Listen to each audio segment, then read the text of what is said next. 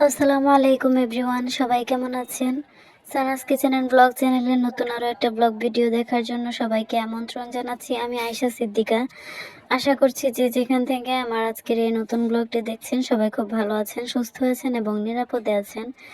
আমরাও আলহামদুলিল্লাহ আল্লাহ তাআলার অশেষ রহমতে অনেক ভালো আছি। সন্ধ্যার পর থেকে আজকের ভিডিওটা শুরু করেছি। আশা করছি শুরু থেকে শেষ পর্যন্ত না টেনে দেখলে আপনাদের কাছে ভিডিওটা ভালো লাগবে।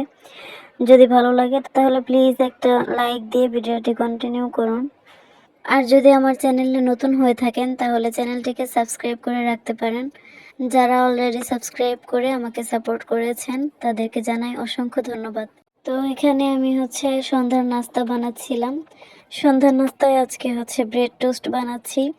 এটা আসলে এক একজন এক এক নামে বলে, আমি ব্রেড টোস্টই বললাম। তো একটু মিষ্টি করে বানিয়েছি। এখানে আমি ডিম আর চিনি আর গুঁড়া দুধ একসাথে মিক্স করে তারপর ব্রেডটা ওটার মধ্যে চুবিয়ে তারপর ভেজে নিচ্ছি।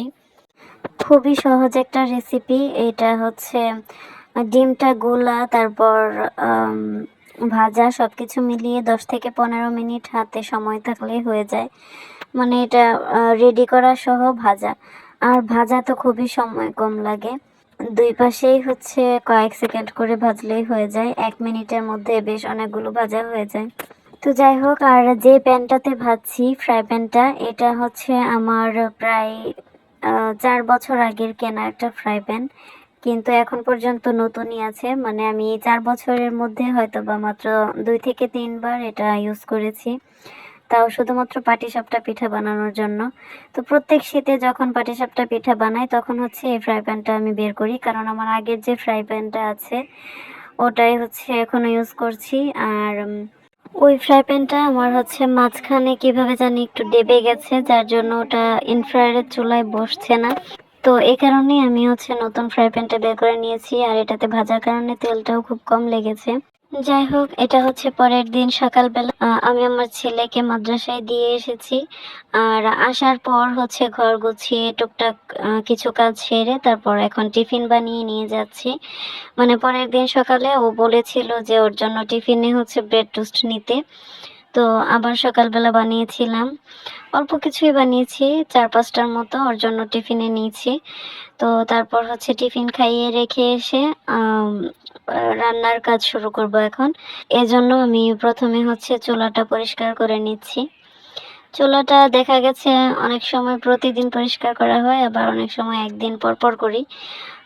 সময় হয়ে ওঠে না বা সুযোগ হয় না। যাই হোক, এই জন্যই প্রথমে তো আমি লিকুইড ভিম দিয়ে পরিষ্কার করেছি।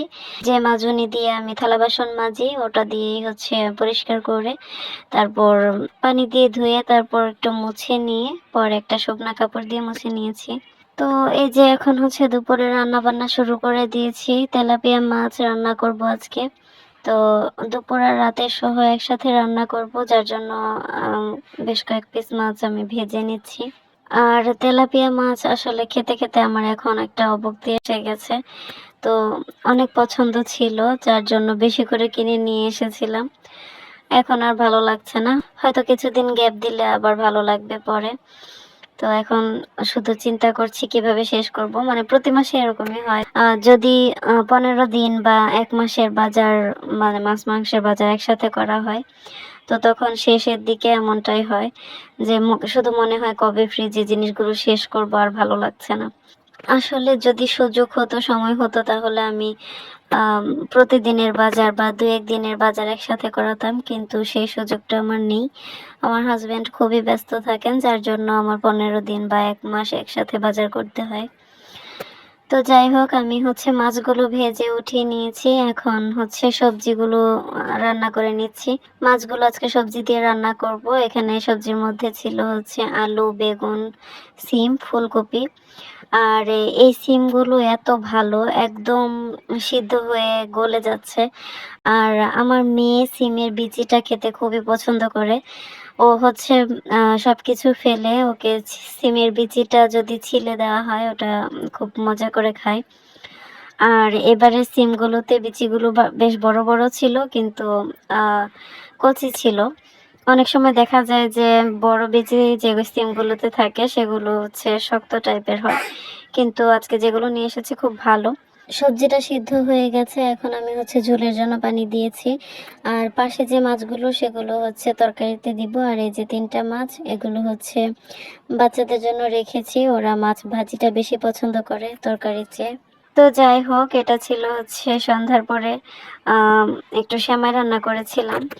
এই দুধ সেমাইটা আমার ঘরের সবাই খুব পছন্দ করে, মানে লম্বা যে সেমাইটা হয়, ভার্মিসেলি। আজকের ভিডিওটা কেমন লাগলো সবাই অবশ্যই কমেন্টের মাধ্যমে জানাতে ভুলবেন না। আর আজকের মতো ভিডিওটা এখানেই শেষ করছি। সবাই ভালো থাকবেন, সুস্থ থাকবেন। আল্লাহ হাফেজ, আসসালামু আলাইকুম।